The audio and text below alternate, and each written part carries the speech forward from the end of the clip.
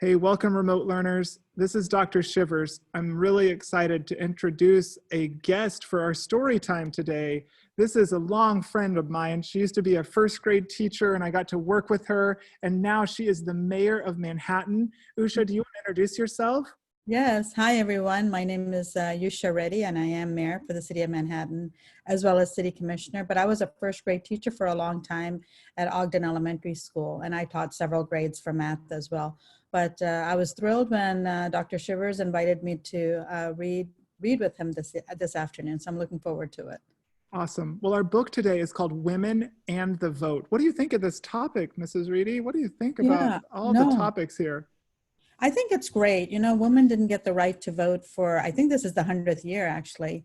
And even then, Black women didn't get the right to vote for much longer. So it took a long, long time and a hard fought battle.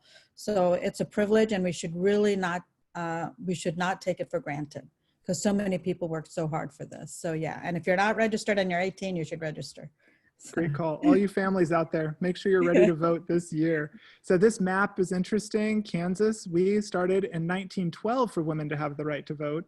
And I should say that all this kind of connects to Constitution Day. So you'll see some references to the Constitution here coming up and some of the amendments that have been able to make it an even better document. So we will not be able to read all of this book today, unfortunately. We're just going to read a few sections. But Mrs. Reedy, would you start with the first section? I have been and gone and done it all. Sure, I have been and gone and done it all. As soon as voting began for the 1972 national election, Susan B. Anthony was ready in Rochester, New York, eager to vote. She took a ballot, marked it with her choice for president, folded it, and put it in the ballot box. Anthony went home and wrote to her friend Elizabeth Cady Stratton, I have been and gone and done it.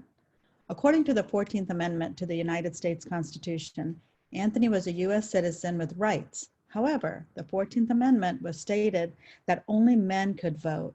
It was against the law for women to vote. 2 weeks later, Anthony was arrested. So our caption here says Susan Branwell Anthony, and it's kind of cool. We have a middle school named after this individual. So some of you might be attending her middle school. She, near the time she broke the law by voting, her weekly newspaper, The Revolution, had this motto: men, their rights, and nothing more. Women, their rights, and nothing less. I thought that was a cool motto. I'll read the next section here, a restricted right. When the US Constitution was adopted in 1787, it did not address voting rights. That was left up to the individual states. By 1807, every state's laws said that only free white men could vote. So this is Abigail Adams, a feature here. We'll skip that section. And do you want to keep reading for us? Sure.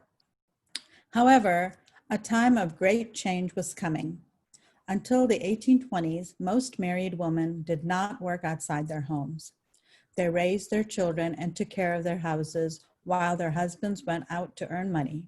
But most unmarried women, if they worked at all, worked as teachers, seamstresses, nannies, or housekeepers. In the 1820s, machines allowed goods to be produced quickly and cheaply. More factories and mills opened every year, offering low-paying jobs that many men didn't want. Women began to work at these jobs. Some women enjoyed being able to contribute not only to their family income, but also to the larger world.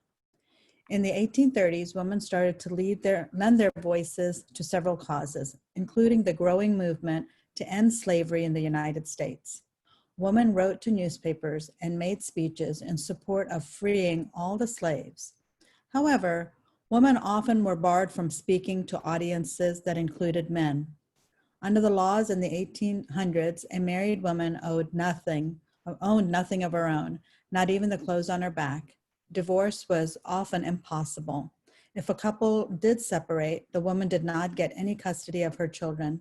They stayed with their father. These are some other illustrations from this time. In 1840, at an anti-slavery convention in London, England, Lucretia Mott met Elizabeth Cady Stanton. Mott had been part of an anti-slavery movement and was looking forward to speaking at the convention. Stanton was so passionate about equal rights for all people that she and her husband attended the convention while on their honeymoon. Can you believe that? I know. To their great dismay of both women, they were not allowed to speak because men were present at the convention.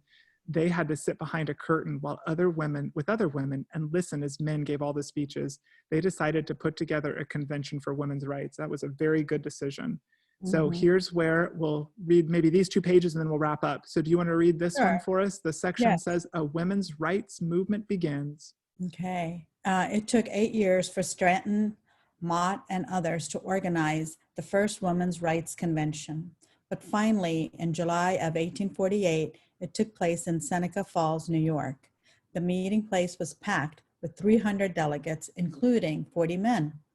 Stanton read from a document she had written and that she based on the Declaration of Independence. It stated, "All men and women are created equal," and included a list of injustices that women suffered. 100 delegates signed the declaration. They also gave their support to women's suffrage, the right to vote. The Seneca Falls Convention marked the beginning of the women's rights movement in the United States. The movement grew and succeeded in bringing about some important changes. In 1860, many of the marriage laws changed. A woman now had the same legal rights to her children as her husband. She could even own things and keep money that she earned. However, she still couldn't vote.